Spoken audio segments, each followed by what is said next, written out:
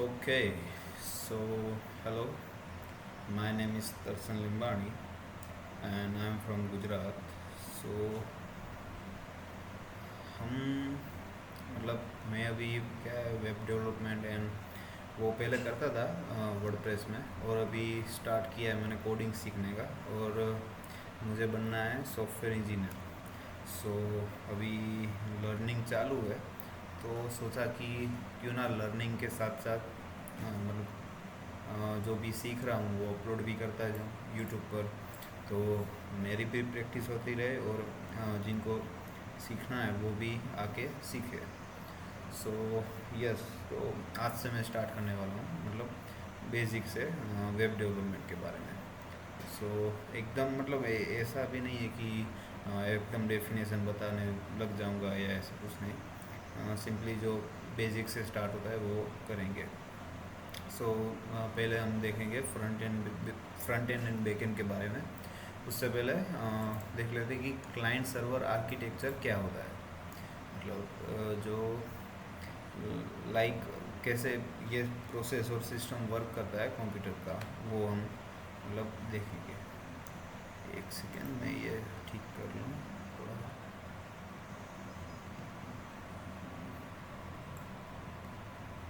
Okay, सो client server architecture means कि जैसे कि बाहर की दुनिया में हम मतलब होता है कि ना कि हमारा एक क्लाइंट है और हम उनको सर्विस प्रोवाइड करा रहे हैं। जो भी क्लाइंट की रिक्वायरमेंट है या तो जो भी उनको प्रॉब्लम आ रही है, उनका सॉल्यूशन देके हम उनकी मतलब उनकी प्रॉब्लम सॉल्व करके हम उनको कुछ सॉल्यूशन प्रोवाइड कराते हैं, तो वो हमारा क्लाइंट हो गया। तो इसी तरह कंप्यूटर में भी मतलब कंप्यूटर नेटवर्क के वर्ल्ड में भी क्या होता है कि जैसे हमने मान लो मोबाइल में मोबाइल या लैपटॉप में या डेस्कटॉप में जिसमें भी आपने सर्च किया www. जैसे मेरी वेबसाइट है darsanlimbani.com, वो सर्च किया तो क्या होगा कि जो वेबसाइट है वो हमारा जो मोबाइल है वो हमारा क्लाइंट है। तो वहाँ से क्या करेगा कि रिक्वेस्ट भेजेगा कि कंप्यूटर मतलब जो भी वेबसाइट मेरी जहाँ पर होस्ट हुई होगी, जैसे कि मेरी वेबसाइट होस्ट है होस्टिंगर में, तो होस्टिंगर मैंने मेरी वेबसाइट का डेटा है वो होस्टिंगर में स्टोर किया हुआ है। तो जैसे मैं क्रोम में गया, नेटवर्क में गया, ये जैसे यहाँ पर डायग्राम है उसके हिसाब से आप समझ सकते हो कि स्मार्टफोन है, मैंने फ़ोन ओपन किया उसमें मतलब नेटवर्क में जाके फिर वहाँ पर सर्च किया www.darsanlimbani.com। तो पीछे बैकएंड में क्या होगा कि मेरी जो वेबसाइट है वो जिस भी सर्वर के साथ होस्ट होगी, तो वो वेबसाइट वहाँ उस सर्वर को एक रिक्वेस्ट भेजेगी कि मुझे ये वेबसाइट का डेटा या फिर जो भी इंफॉर्मेशन है इस यूआरएल में, तो वो मुझे दो। तो सर्वर जो होगा वो क्या करेगा कि उनको जो भी उनका डेटा या इंफॉर्मेशन होगी वो निकाल के उस वेब पेज को दे देगा, तो हमको फिर वेबसाइट दिखाई देगी। ओके, सो देख लेते यहाँ पर क्या है कि like in the outside of in like in outside world the client में the client means any person or organization that uses a particular service. Okay, similarly in the world of computer network a client is a host. Any host means any computer or device that connected to a computer network, जैसे कोई भी computer या कोई भी mobile device जो भी है वो जो भी इंटरनेट से कनेक्टेड है वो क्या हो गया, हमारा क्लाइंट हो गया। that receive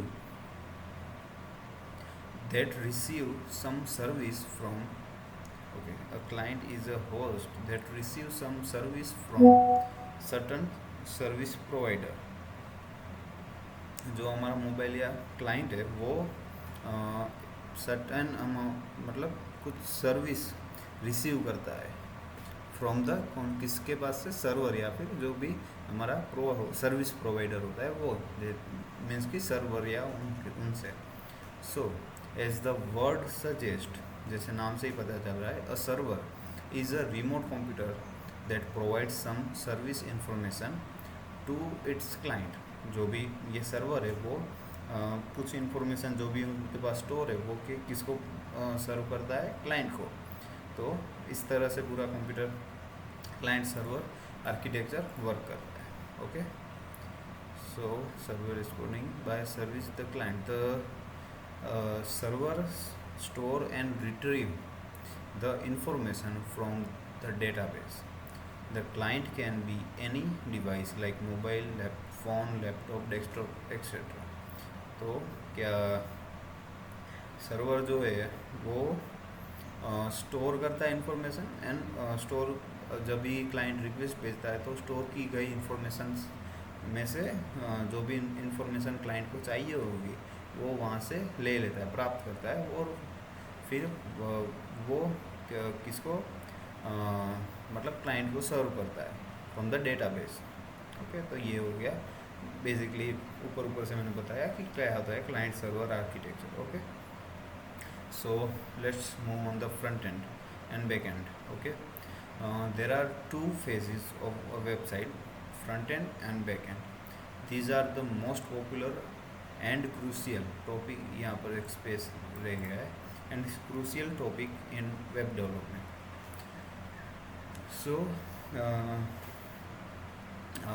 जनरली हम जो भी वेबसाइट देखते हैं उनमें मेन दो चीज़ होती है, एक होता है फ्रंट एंड एंड एक होता है बैक एंड।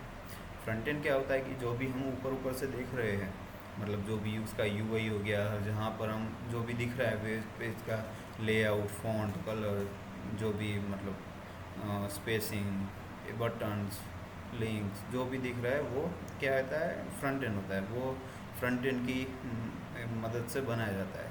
जैसे कि हम यहाँ पर देख रहे हैं front end, the front and is the part of website which the user interact directly, मतलब यूज़र डायरेक्टली उनसे इंटरेक्ट कर सकता है। जैसे कि मेरी वेबसाइट का एक बार दिखाऊँ, darshanlembani.com, मतलब अभी पूरी मैंने बनाई भी नहीं है, ऐसे ही है।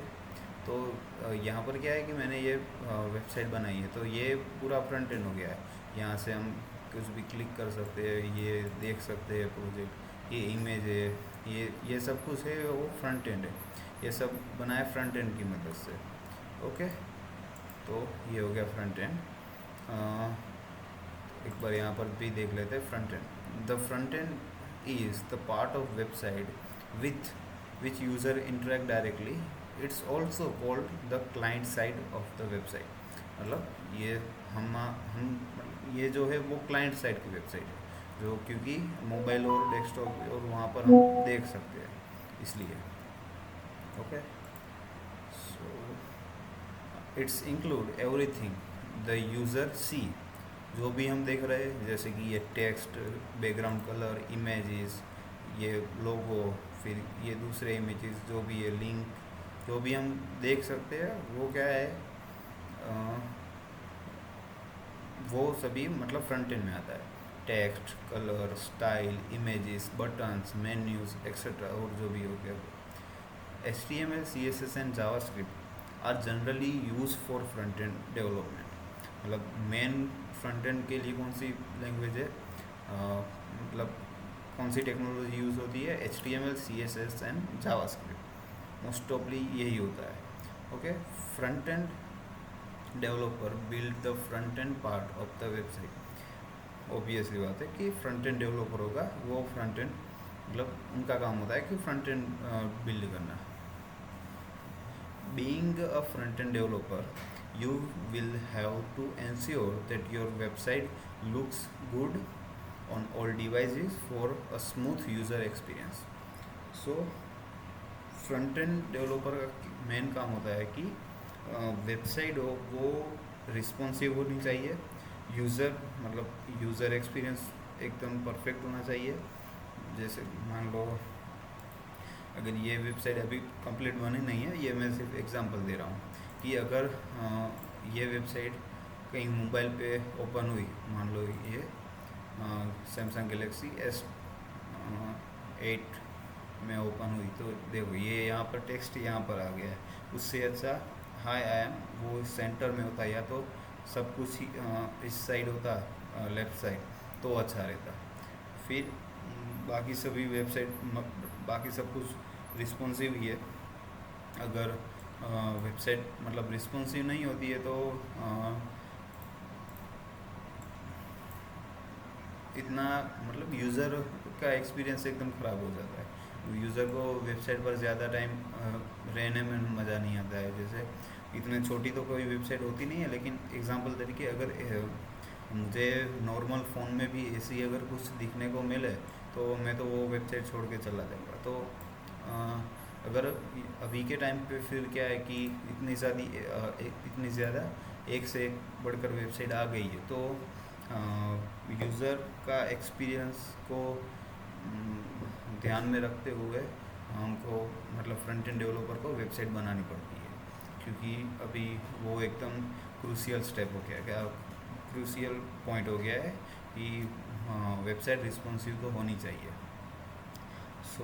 तो हमने देखा कि फ्रंट एंड डेवलपर का क्या होता है, मतलब मेन उनका अगर रोल देखे तो बाकी सभी टेक्नोलॉजी तो आनी चाहिए, लेकिन मेन क्या होता है कि वेबसाइट लुक्स गुड, देखने में अच्छी होनी चाहिए ऑन ऑल डिवाइसेस, सभी डिवाइस पर मतलब प्रॉपर दिखनी चाहिए for smooth user experience. Okay, तो ये मेन मतलब एक तो रोल्स जो कहते हैं कि ये रोल है फ्रंट एंड डेवलपर का, काम करते हैं, वो एक आ गया।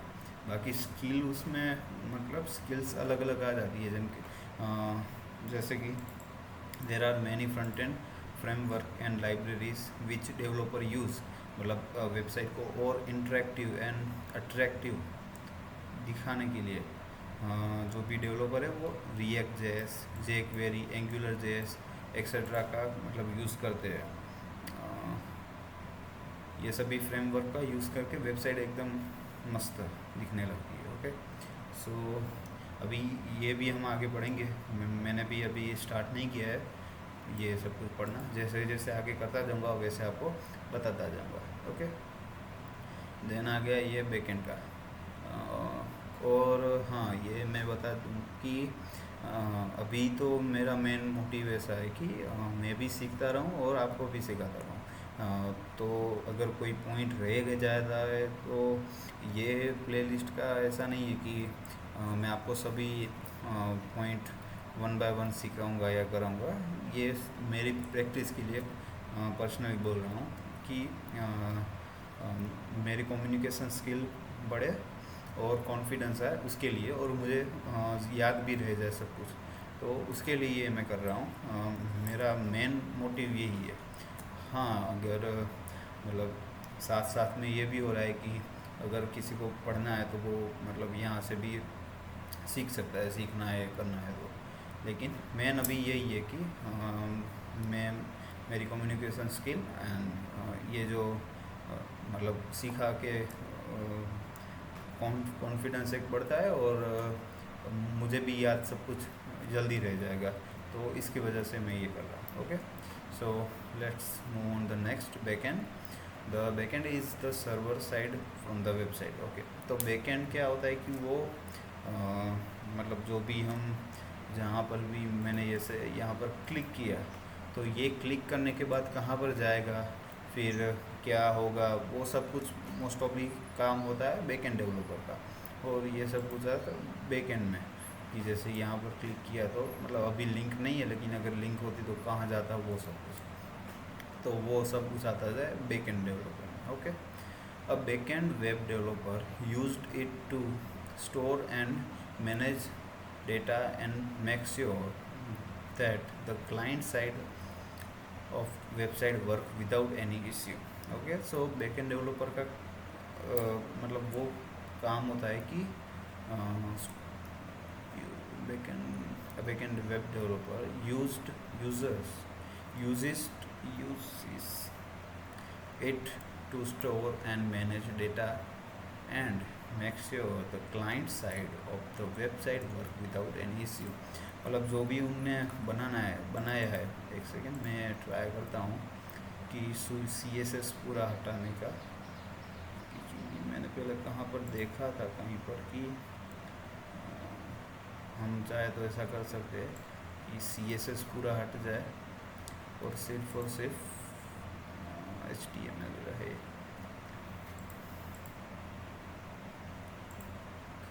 कहाँ से होता है?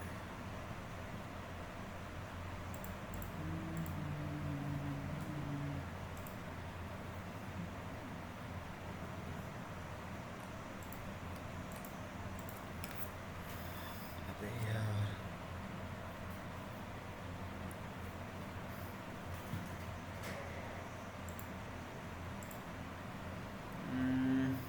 इसे होता तो था यार।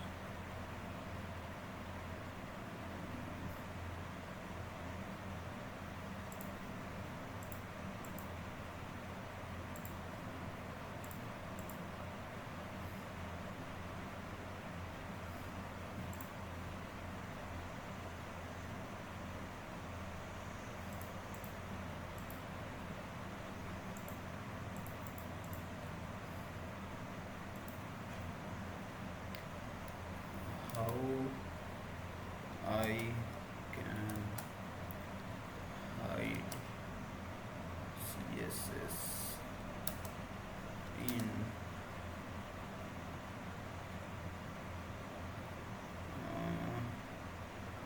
using inspect.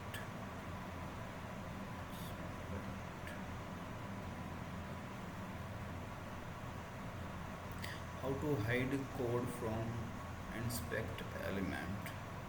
How to hide CSS code from inspect element. Okay, so जल्दी आना भाई।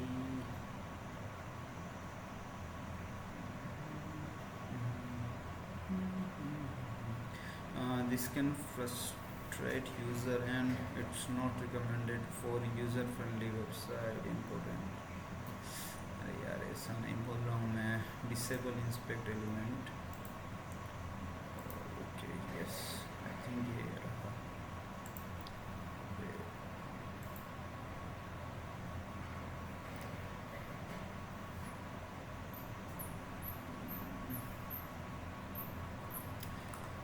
छोड़ो, मैं बाद में देख के कल आपको बताऊंगा कि क्या होता है।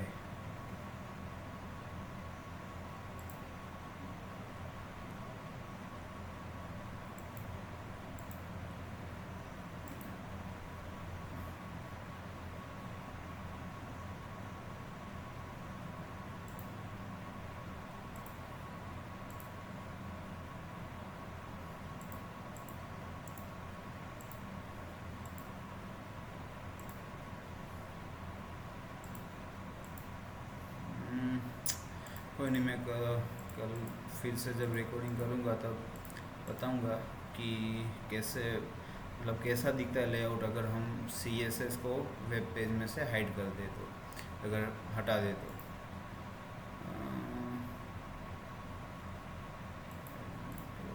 यार कहाँ से होता है? देखो, एक तो यही होता है कि अगर हम सीखते सीखते अगर प्रैक्टिस ना करें तो फिर एक्चुअल में जब करने जाते हैं तो भूल जाते हैं। क्योंकि मैंने कहीं वीडियो पर देखा था, क्रिएट लॉ,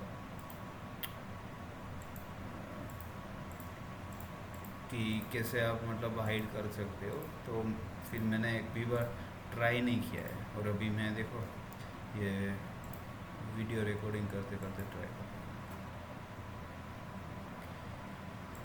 सो कोई नहीं, ये क्या हो गया?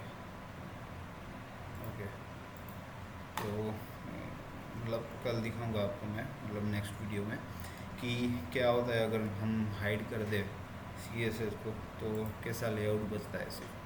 तो या फ्रंट एंड का वो काम होता है कि ये लेआउट एकदम मस्त करने का, मतलब टॉप क्लास दिखे। और फ्रंट एंड बैक एंड का होता है कि जो भी वहाँ पर पीछे हमने रखा है तो वो लिंक होगी या फिर कोई भी अगर बैकएंड में होगा, ये स्ट्रक्चर पूरा वो एकदम कंप्लीट शो हो, तो वो बैकएंड का काम है। जैसे कि फेमस है वो भी कि front HTML CSS and JavaScript. तो HTML क्या है कि पूरा स्केलेटन, CSS क्या है कि उनका स्किन हो गया, आई, हेयर, जो भी मतलब जिससे आदमी मतलब पर्सन अच्छा लगता है वो। और जावास्क्रिप्ट क्या है कि वर्क करता है जो हमारा अंदर का जो भी सिस्टम है, हार्ट जो हम मूव कर सकते हैं, नर्वस सिस्टम, वो सब कुछ। तो एक बेसिक एग्जांपल हो गया। The website users or client cannot see and interact with the backend of a website. The backend part of a website is abstracted from the user. मतलब यूज़र जो भी हमने कोड किया है वो हम यहाँ पर स्क्रीन पर ऐसे ही नहीं देख सकते। उनका जो भी आउटपुट निकल के आता है वो हम यहाँ पर हमको दिखता है। तो जो भी बैकएंड वाला पार्ट होता है वो यूज़र के लिए नहीं बना है, वो यूज़र नहीं देख सकता है। फिर यूज़र सिर्फ फ्रंट एंड में जो होता है वो ही हो सकता है। ये लाइन जैसे कि मैं आपको अगर ये दिखाऊं, मेरा जो टूल बनाया है प्रोजेक्ट मैंने और मेरे फ्रेंड आशीष साथ मिलकर बनाया था। तो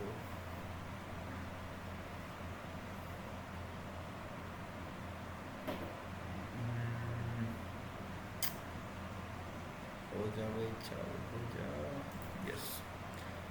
पाइथन ऐप.py, ये बेसिकली प्रोजेक्ट बनाया पाइथन, फिर फ्लास्क, HTML CSS एंड वहाँ से। ओके,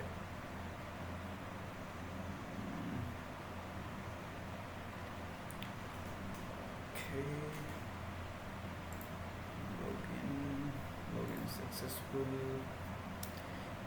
तो यस, ये है।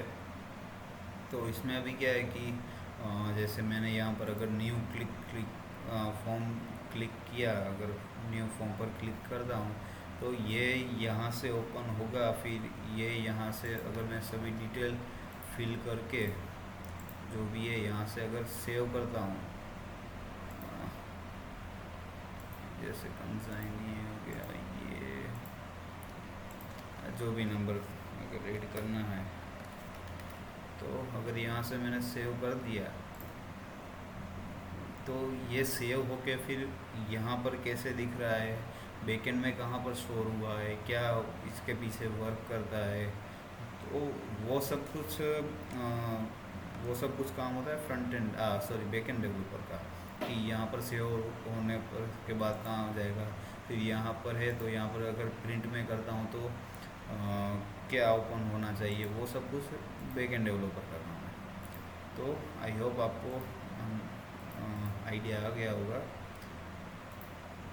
सो let's see back to the okay. Every line of code you write from the backend will be used on the front end side anyway. Anyways, every line of code you write for the backend will be used on the front end side anyways.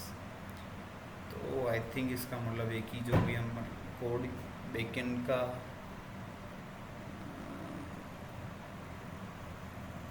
Okay जो भी backend के लिए हम code use करते हैं, जैसे मैंने अभी आपको वो हमारा टूल ओपन करके दिखाया, उसमें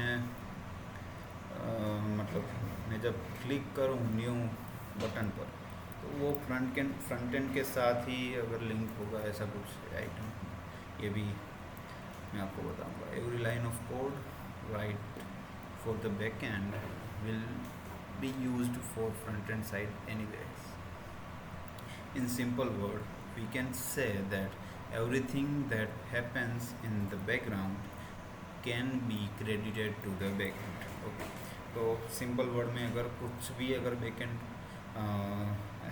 बैकग्राउंड के अंदर मतलब बैकएंड में हो रहा है तो वो बैकएंड डेवलपर की मतलब उसको उसकी वजह से बैकएंड की वजह से हो रहा है। Okay, so like front end there are many backend libraries that developers use like Express, Rails, Django और बाकी भी बहुत सारी है, जैसे फ्लास्क मैंने यहाँ पर यूज़ की है, फ्लास्क और बहुत सारी। तो इस तरह से बैकएंड होता है। फिर हम देखते हैं static versus dynamic. So I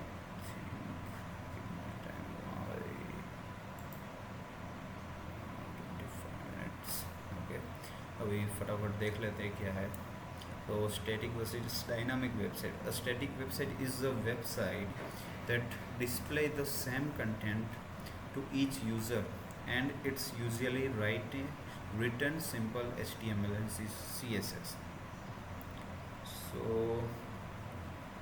static का एक एग्जांपल दूँ तो हाँ, तो स्टैटिक वेबसाइट मतलब आप वहाँ पर मतलब सिंपली वो इंफॉर्मेशन के लिए होती है, ना तो आप उसमें क्लिक करके दूसरे पेज में जा सकते हो, ना तो कोई आपका आप इनपुट दे सकते हो, ना लॉगिन साइन अप, ऐसा कुछ नहीं होता है। सिंपली HTML CSS का यूज़ करके वेबसाइट बनाई जाती है।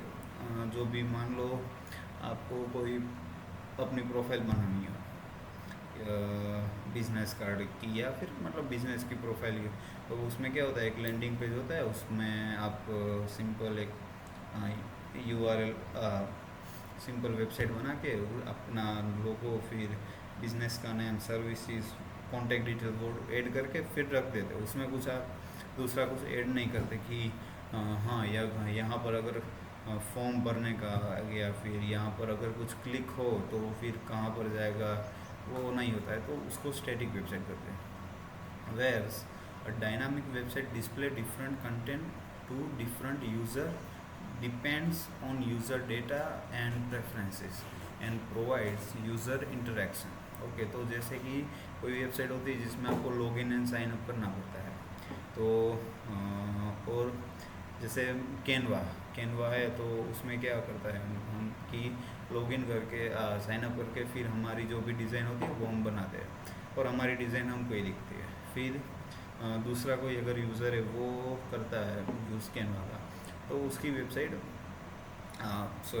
उसकी डिज़ाइनिंग उनको दिखेगी, तो वो डायनामिक वेबसाइट होगी। कि ऐसा नहीं है कि सभी को एक सेम जैसी वेबसाइट दिख रही है, उसमें कुछ हम ऐड नहीं कर सकते, वो नहीं है, तो वो डायनामिक वेबसाइट होगी। In addition to HTML, making dynamic website required advanced technology, frameworks and database to store users data। मतलब कि यूज़र का अगर हमको डेटा स्टोर करना है तो हमको एडवांस टेक्नोलॉजी, मतलब एडवांस मीन्स के जावास्क्रिप्ट हो गई, पर बैकएंड में स्टोर करने के लिए SQL, MySQL, NoSQL, पोस्टग्रेट, वो सब टेक्नोलॉजीज़ का यूज़ करना पड़ेगा। फिर फ्रेमवर्क का भी यूज़ करना पड़ेगा, डेटाबेस का यूज़ करना पड़ेगा, अलग अलग। Usually when static website runs on a browser, the content so is the same for every person accessing the website. An excellent example of static website would be simple blog page। So example already दे ही दिया कि blog page की website. तो I think static website में I think वो भी आ जाती है कि मतलब 2 से ज़्यादा पेज हो, वो भी आई थिंक स्टैटिक वेबसाइट के कहलाती है होगी। ओके, तो क्या कहते हैं, हम जेमिनी से पूछते हैं। Gemini,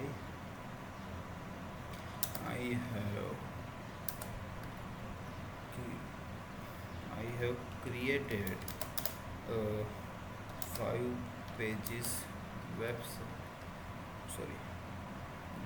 blog website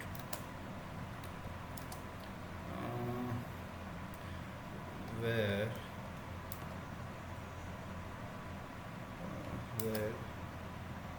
user can read my blogs and do comment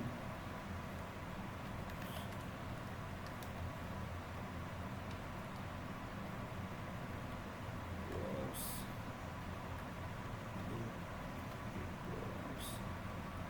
comments on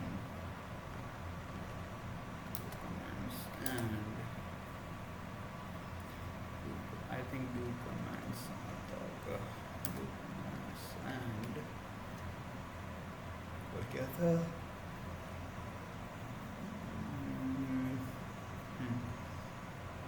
and fill contact us form. So is mm, is this website static or dynamic? So अभी कंफर्म कर लेते हैं. To determine if your 5 page blog website is static or dynamic, let's break it down to the key features. Reading blog.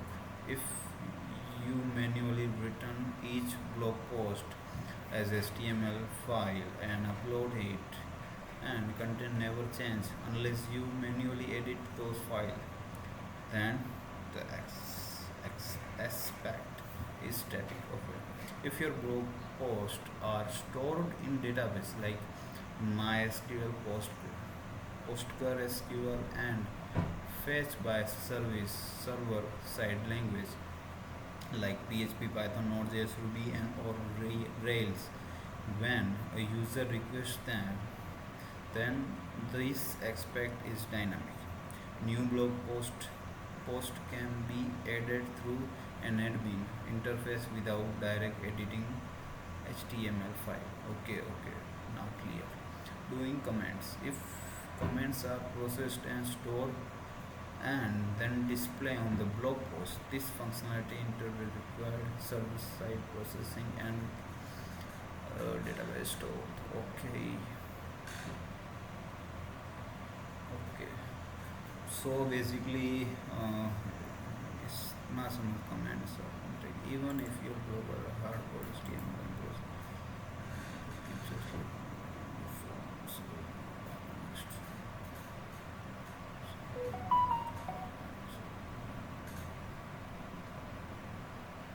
Okay.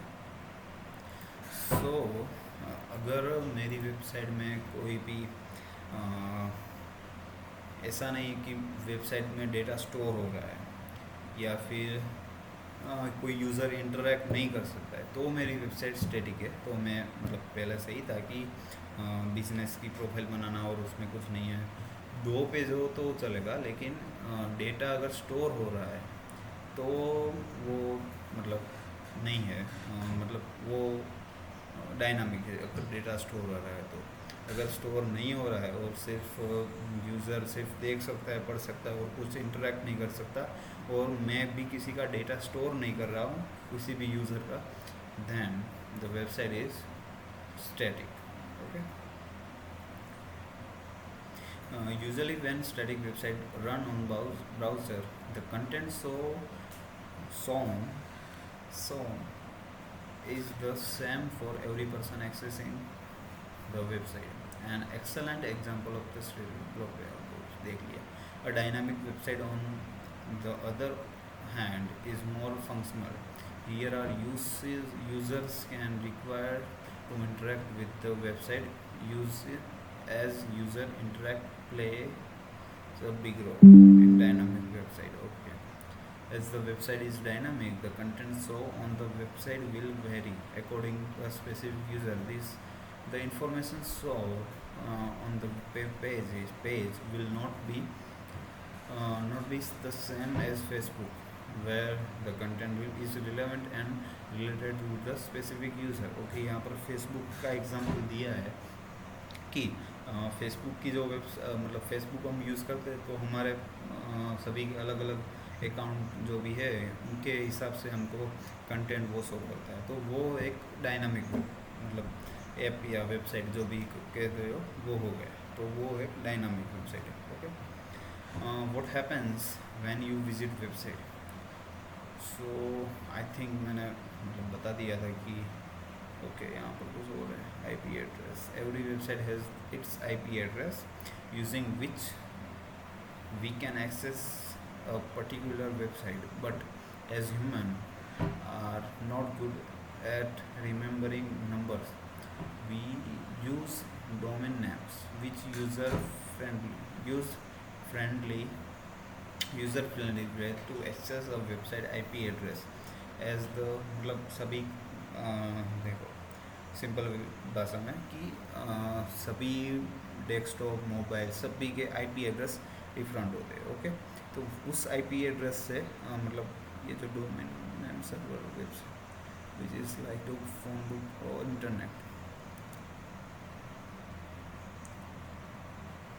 Okay, तो जो भी हमारा IP address होता है फ़ोन का, लैपटॉप का, मोबाइल का, जो भी वटेवर, वो कनेक्टेड है किसी ना किसी तो वाईफाई नेट इंटरनेट से कनेक्टेड है। ओके, तो जब मैं यहाँ से www.google.com सर्च करता हूँ मेरे क्रोम ब्राउज़र में, तो क्या होता है कि मेरे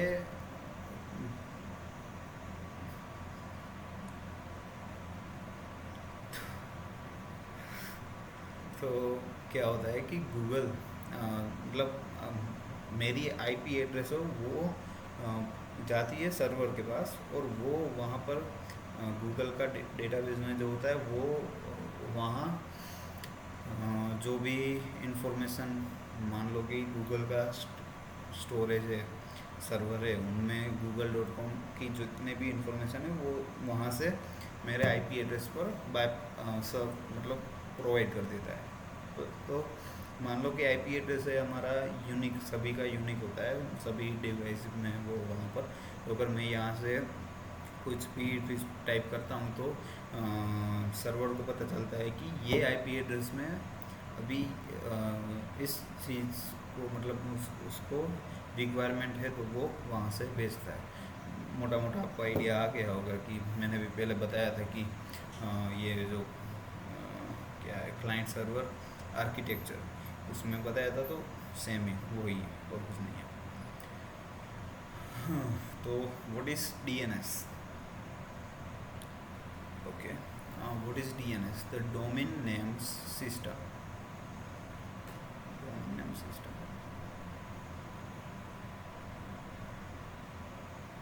डोमेन नेम सर्वर होता है I think, yes. Let's confirm DNS full form।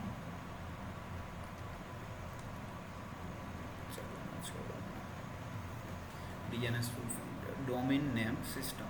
Okay, so domain name system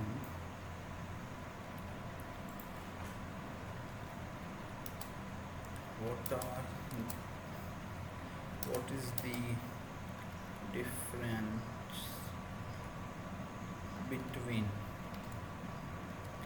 domain name system and domain name server? अभी पता चल जाता है कि क्या डिफरेंस है दोनों में। While domain name system and domain name server are closely related, often used interchangeably in casual conversation.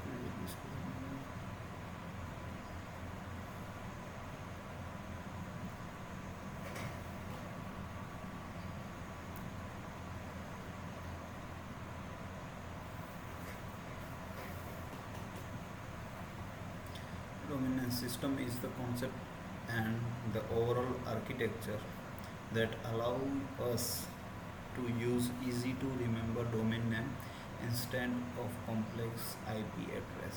Okay, system. DNS server is the physical or virtual machine that participate in and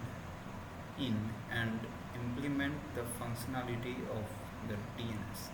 You can't have the DNS system without DNS server, just like you can't have phone book system without individual phone book physical book।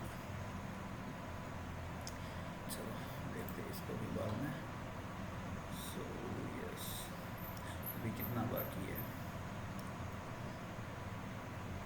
Okay,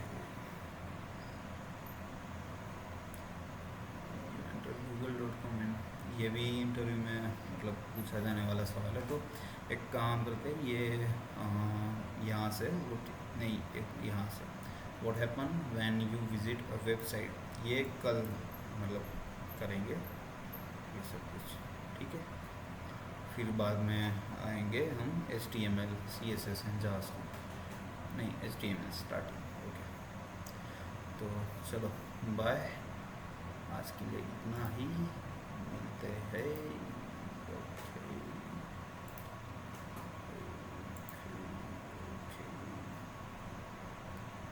stop.